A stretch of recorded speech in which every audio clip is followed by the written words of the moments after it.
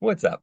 Do you wish you had more relationships or better relationships, or you just had an easier time, meeting people or, finding that deep connection with people? Today in Luck, we're going to talk about how to build relationships, the Existential Stoic podcast. I'm Danny. Here, my buddy Randy. What's up, Randy? Yo, Danny. Did you ever struggle to build relationships? Oh, totally. I still do. I spent the first 40 years of my life focusing on the financial success aspect of life, only to realize that people who, in the later years of their life, who are most satisfied are the people who have built good relationships. Hmm. So I kind of need to change the direction that I was going. But yeah, it's a struggle a lot of times because like the paradox of relationships is that they need to rupture and repair. So like Hmm. in order to build good relationships, they need to fall apart and then come back together. And that's the worst part because when you're falling apart, you're like, what's wrong with me? Why doesn't this relationship thing work? Yeah.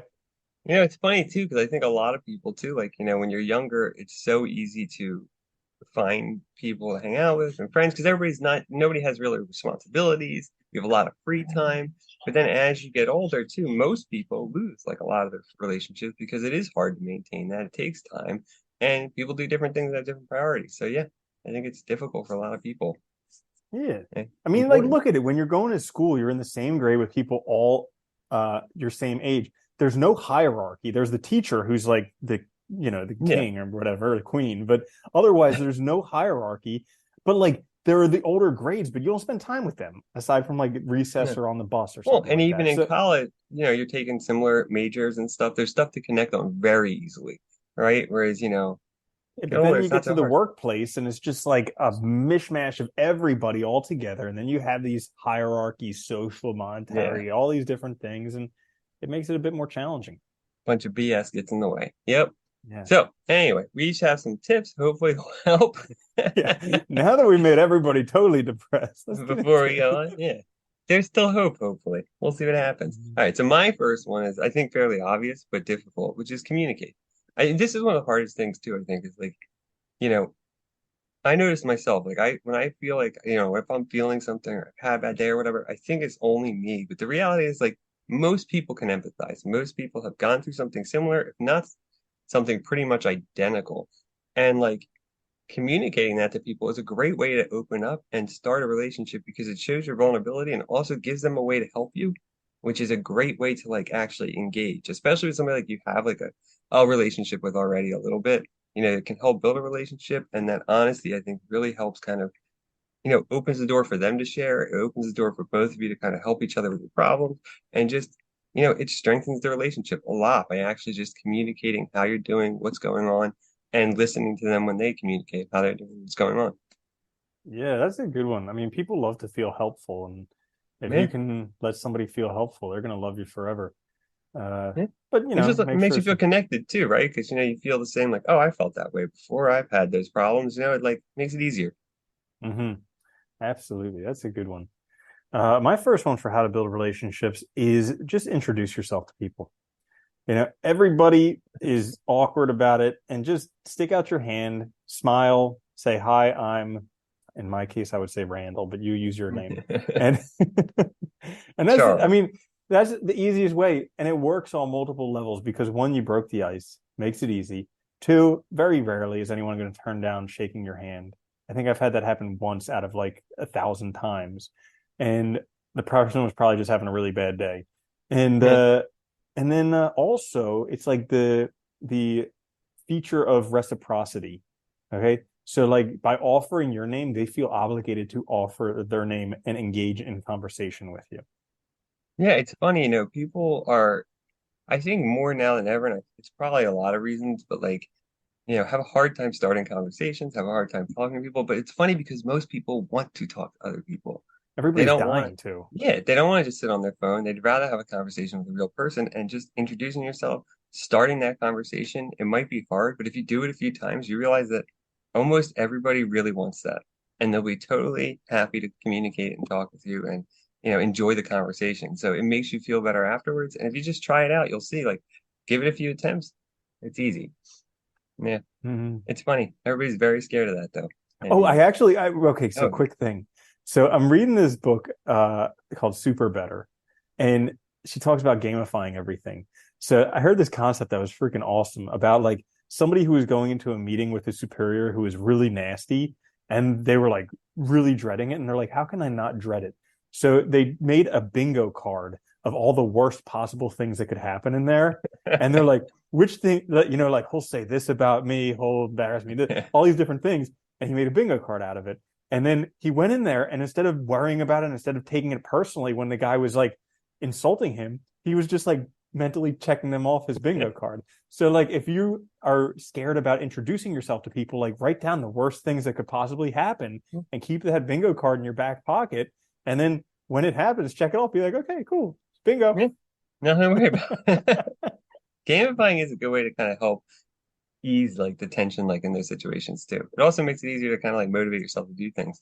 That's a nice one. I like that. Is it mine? Second one? I think it's yours. Yeah. Yeah. Okay. So number two for me for how to build relationships is don't overextend yourself. So focus on a few. This is particularly, I think, important when you're talking about like building good relationships or like really strong relationships. Like I think Aristotle said it really well when he talked about friendship was that like you can't maintain you can't have really good friendships with a ton of people. It just doesn't work. Think about how much time's involved. You have to like, get to know them, you have to spend time, you have to communicate, you have to like you inadvertently will know about their life, obviously, they'll know about your life. You can't manage that really well with a lot of people and, keep up to date with it in a way that a good friend would. So actually keeping that in mind, like, we have this tendency, I think, with social media, have like as many, likes, as many, friends as possible on there. And it's like that really isn't like gonna turn into good relationships though. Those are like associations at best, you know? If you want really good relationships, you have to spend time with people. So focus on a few, focus on the ones that matter and try to really build them.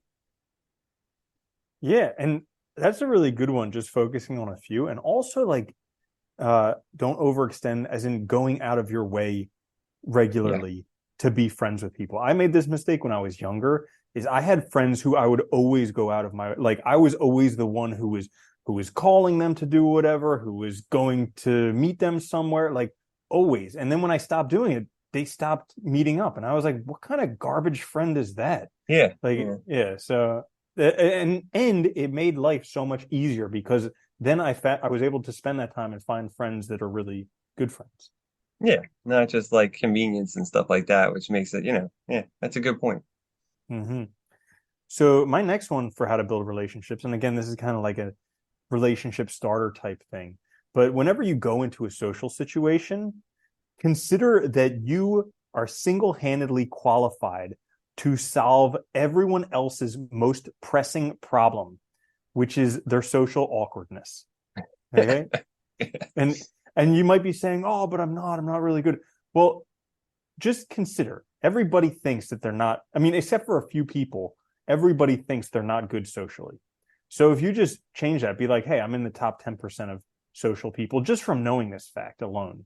Be like, I'm in the top 10 people. And then you just introduce yourself like we spoke about. And if you want something to talk about, they say like the four most common things to talk about are spelt Ford, like Henry Ford, the creator of the automobile, Ford. Uh, so it's family, occupation, recreation, and dreams. And you just Somebody talk always has about something to those say things about with all people, those. Yeah. and Yeah. they will love you. They will keep talking forever.